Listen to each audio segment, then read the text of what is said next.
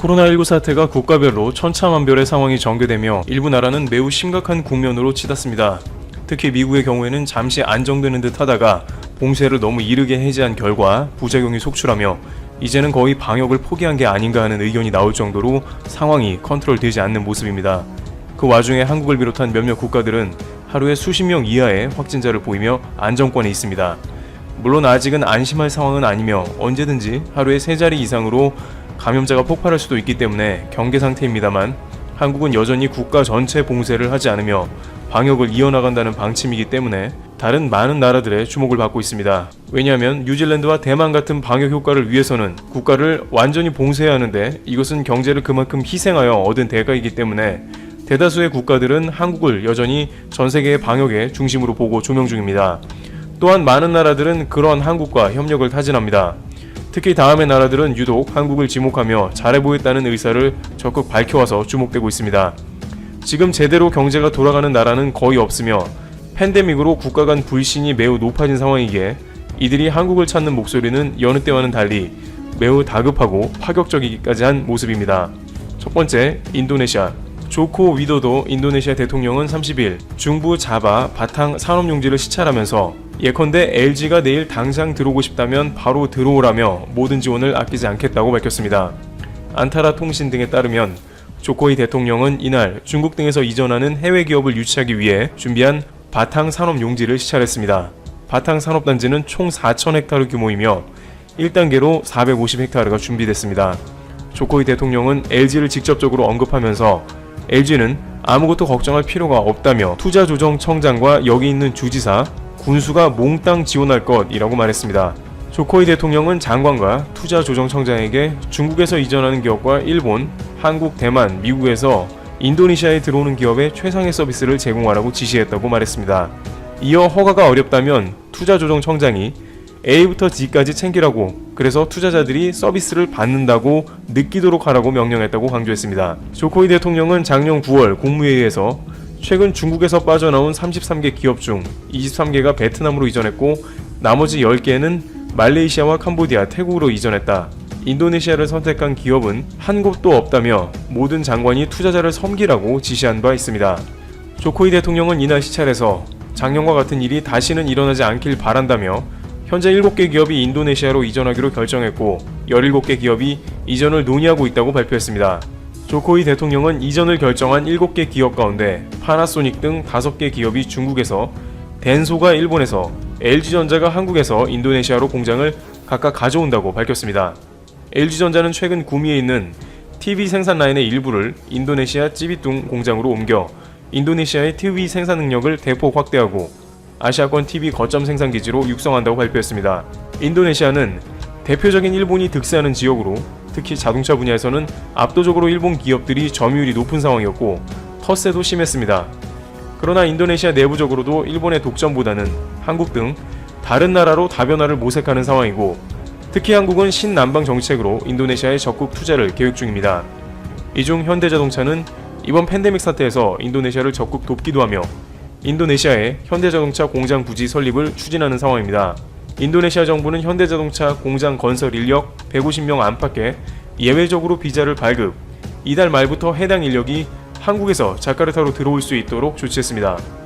인도네시아는 코로나19 사태로 외국인의 입국을 4월 2일부터 전면 금지했으나 현대차 공장 건설은 국가 주요 사업으로 판단해 관련자 입국을 허용한 것으로 확인됐습니다. 인도네시아의 자동차 시장은 코로나19 사태로 직격탄을 맞아 올해 5월 판매량이 불과 3,551대로 작년 5월 대비 96% 폭락하는 등 어려움을 겪고 있으나 현대차는 공장 건설을 차질 없이 진행하고 있습니다. 바흐리 라아달리아 인도네시아 투자조정청장이 4월 17일 현대차 공장 건설 현장을 직접 방문해 코로나19 사태로 애로사항이 없는지 직접 챙겼고 현대차는 공사 진행에 따라 한국에서 180명의 인력이 들어올 수 있도록 비자 발급 협조를 구했습니다. 인도네시아 정부는 외교관 및 국가 전략 프로젝트 종사자 등에게는 입국 예외 규정을 두었는데 현대자동차는 그만큼 국가의 중요한 사업이라고 판단해 적극 받아들이는 것입니다. 인구가 많은 인도네시아는 이번 코로나 사태로 피해가 가장 큰 국가 중 하나이므로 어떻게 해서든 국가의 경제 회복이 관건인데 이같이 어려운 상황에서 한국의 입성은 대통령이 나서서 환영하는 모습이 된 것입니다. 두 번째, 베트남. 코로나 사태로 한국을 거부했던 베트남은 많은 대중들에게 여전히 외면을 받고 있습니다만 무너진 베트남 경제를 재건해 줄 것은 그래도 한국이라는 인식이 깊게 자리하고 있는 것 같습니다. 베트남 정부가 30일 현지에 진출한 한국 기업을 대거 초청한 가운데 개최한 투자 상담회에는 베트남 63개 지방정부 가운데 50여 개가 참여해 상당한 관심을 보였습니다. 베트남 주재 한국 대사관과 베트남 외교부는 30일 하노이 외교부 청사에서 삼성 LG를 비롯해 현지에 진출한 한국 기업 대표 300여 명과 50여 개 베트남 지방정부 고위급 대표단 500여 명이 참석한 가운데 미트 코리아 2020 행사를 개최했습니다. 이날 행사는 베트남 정부가 코로나19 사태 이후 현지에 진출한 외국 기업과 개최한 첫 대규모 투자 상담회입니다. 베트남 외교부가 먼저 제안하고 주 베트남 한국 대사관이 뜻을 같이해 성사됐습니다. 베트남에서 이렇게 절박하게 나오는 것은 그간 한국이 베트남의 누적 투자가 1위에 해당하는 국가였는데 올해 들어 5위로 주춤한 상황을 고려한 것으로 풀이됩니다. 예전같이 더 많은 투자가 있기를 바란다는 것입니다. 부이타인 선 베트남 외교부 차관은 베트남은 한국 기업들의 전문가와 기술자 등이 예외 입국할 수 있도록 지원했다면서 앞으로도 한국 기업을 포함해 외국 기업들이 베트남에서 장기적으로 원활하게 사업할 수 있도록 지원할 것이라고 밝혔습니다. 이런 소식이 전해지자 국내에서는 여전히 네티즌들이 코로나 초반에 등을 돌렸던 베트남이 한국 코로나 방역 상황이 훌륭한 것을 보고 이제서야 한국에 투자를 바라는 것은 속보이는 행동이 아니냐며 베트남보다는 앞서 언급한 인도네시아가 좀 더 낫다는 의견을 제기하는 경우도 있었습니다. 코로나 초반 베트남에서는 아시아나 비행기를 예고 없이 돌려보내기도 했으며 한국을 막고 일본은 받아들이는 등 코로나 외교에서 한국을 제외해 상당한 문매를 맞았으며 실제 일부 기업들은 베트남 투자를 꺼린 것으로 전해집니다. 앞으로 이런 기회를 통해서 베트남과 한국이 예전과 같은 분위기로 돌아갈 수 있을지 주목되는 상황입니다. 세 번째, 일본. 앞선 인도네시아와 베트남과는 상당히 다른 분위기지만 일본도 한국과 경제 교류를 재개해야 한다는 움직임이 나옵니다. 일본은 코로나 사태로 인해 한국의 입국을 전면 차단했는데 그 과정 가운데 한국과 전혀 상의가 없어 일방적인 조치를 해 외교적인 논란을 빚었는데 이제 코로나 사태가 다소 안정이 되자 다시 외국인들 입국을 고려하는 것입니다. 일본 정부는 코로나19 확산을 막겠다며 실시 중인 한국에 대한 입국 규제를 완화하는 방안을 검토 중이라고 아사히 신문이 1일 보도했습니다. 보도에 따르면 일본 정부는 한국, 중국, 대만과 입국 규제 완화를 위한 교섭을 시작하는 방향으로 검토 중이라고 복수의 일본 정부 관계자가 밝혔습니다. 일본 정부는 경제인 등의 왕래가 우선 재개되도록 이들 국가와 입국 허용에 따른 방역 조건 등을 협의한다는 계획입니다. 일본에 입점한 한국 기업의 95% 정도가 이번 코로나 사태로 오도 가도 못하는 상태가 되어 큰 피해를 보고 있으므로 예전부터 외교부에서는 일본 당국에 경제인에 한해서 왕래가 가능하게 하자고 주장했으나 답보 상태였습니다. 그런데 이렇게 일본에서 갑자기 한국을 고려하며 경제인을 받아들인다고 하는 이유는 타액을 이용해 증상이 없는 이들의 감염 여부를 빠르게 확인할 수 있는 새로운 PCR 검사법이 조만간 실용화하는 것과 관련 있는 것으로 보입니다. 지금까지 일본 정부는 PCR 검사를 해서 음성으로 나와야 입국이 가능하게 했습니다만 일본의 자체적인 PCR 검사율은 매우 떨어져 입국자를 받을 수 없었습니다. 아사히는 입국 규제 완화가 대만에 우선 적용될 것으로 관측됐습니다. 한국이나 중국은 인구가 많아 PCR 검사 능력이 제한된 현재 상황은 무리이므로 점차적으로 늘려나갈 것이라는 전망도 나옵니다. 니혼게이자이는 여기에 더해서 미국보다 한국, 중국과 먼저 왕래를 재개하는 것이 외교적으로 미칠 영향을 신경 쓰고 있다고 분석했습니다. 미국은 현재 코로나가 정점에 치달아 있는 상황이라 받아들이기엔 무리입니다만 한국과 중국을 먼저 받아들이면 미국에서 불쾌할 수 있다는 논리가 일본 외교가에서 흐르고 있다는 것입니다. 반면 한국에서는 일본과의 교류를 시작해서는 안 된다는 의견도 제기되고 있습니다. 일본은 한국과 비슷한 확진자 추이를 보이다가 최근 3-4일간 매일 100명 이상의 확진자가 발생하며 봉쇄를 해제한 이후 확진자가 늘어가고 있습니다. 또한 한국보다 검사율이나 검사 정확도가 떨어지는데 자칫 일본과 쌍방 교류가 시작된다면 일본의 감염자들이 대거 한국으로 유입될 수 있는 게 아니냐는 의견도 제기되며 아직은 시기상조라는 것입니다. 또한 최근 일본이 한국의 WTO 수출 규제 소송을 하자 일본은 제2의 수출 규제 카드도 만지작거리는 등 다시 한번 양국 간의 외교가 좋지 않은 상황으로 흘러가는데 국가 간의 교류 해제는 경제인으로 제한해야 한다는 것입니다. 물론 한국 정부의 기본 방침은 외국에 대해 봉쇄하지 않는 것이기 때문에 일본이 한국 입국을 허락할 시에 일본과 양방으로 경제인, 유학생, 여행객 순으로 서서히 오픈될 것으로 관측되고 있습니다. 최근 유럽은 유럽연합에 올 수 있는 나라로 15개국 중에 한국을 포함시켰습니다.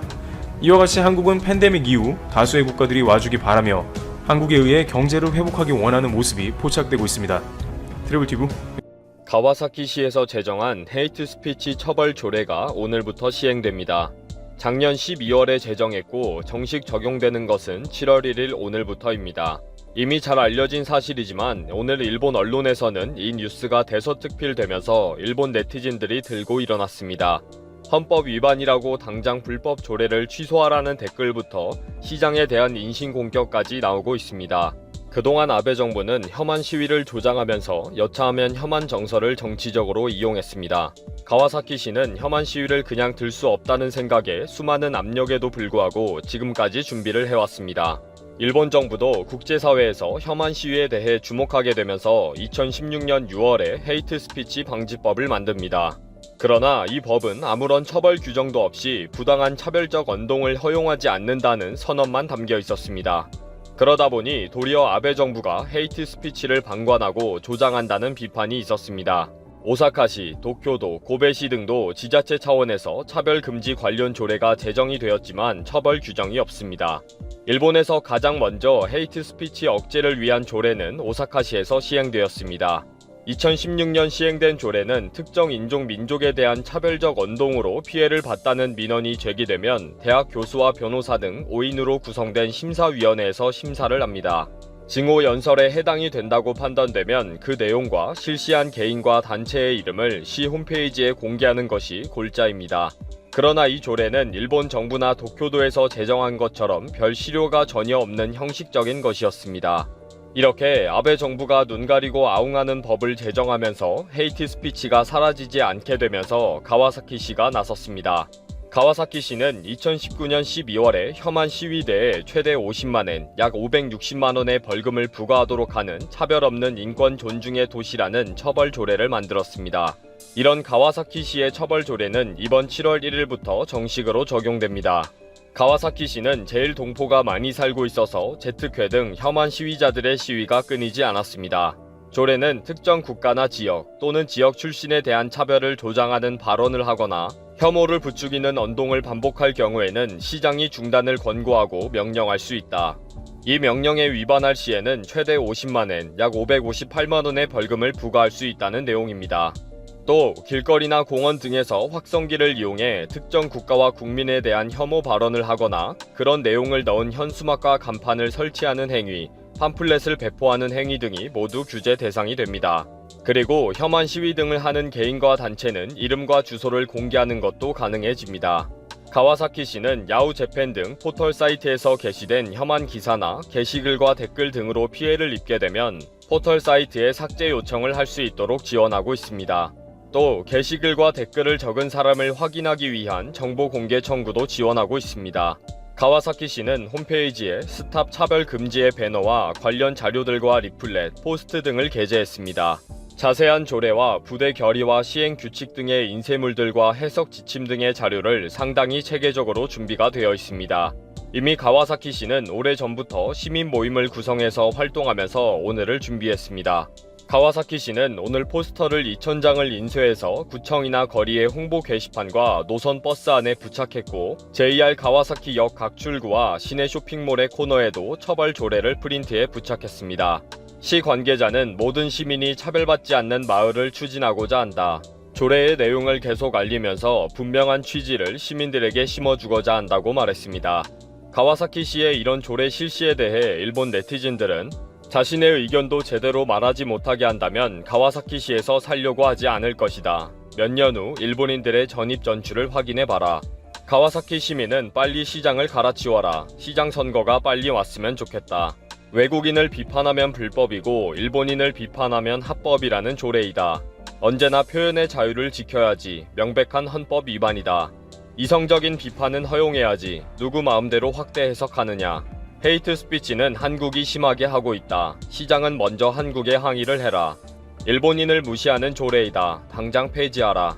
시장은 아이 안전과 자동차 전용 도로와 교통 안내원을 줄이고 있다. 시장과 직원들은 급여 도둑일 정도로 하는 일이 없다. 엉뚱한 일만 한다. 가와사키시에는 관심도 없고 갈 일도 없다. 시민이 불쌍하다. 찬성한 의원은 다음 선거에 다 떨어진다. 결국 가와사키는 한국이 접수해버렸구나. 정말 가와사키는 일본인가? 이런 압력과 노골적 방해에도 불구하고 가와사키시는 흔들림 없이 오늘 조례를 적극적으로 시행했습니다.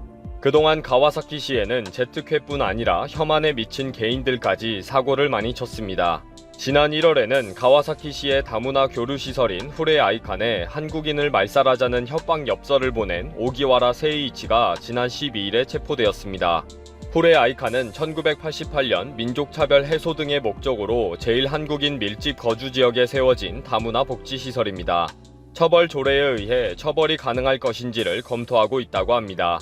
제1한국인이 많이 있는 가와사키시의 적극적인 행정이 성과를 봤으면 합니다.